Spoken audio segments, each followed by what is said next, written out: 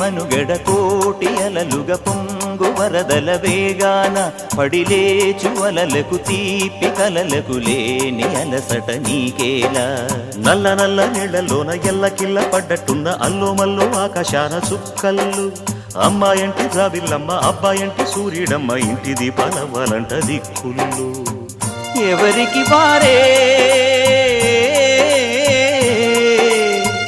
యమునకు నీరే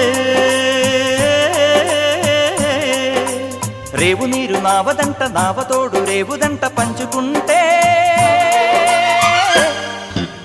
గోరువంక వాలగానే గోపురానికి స్వరాల గణగణ గంటలే మోగనేలా గోపబాలుడొచ్చినాక గోకులానికి పెదాల కిలకిల పువ్వులే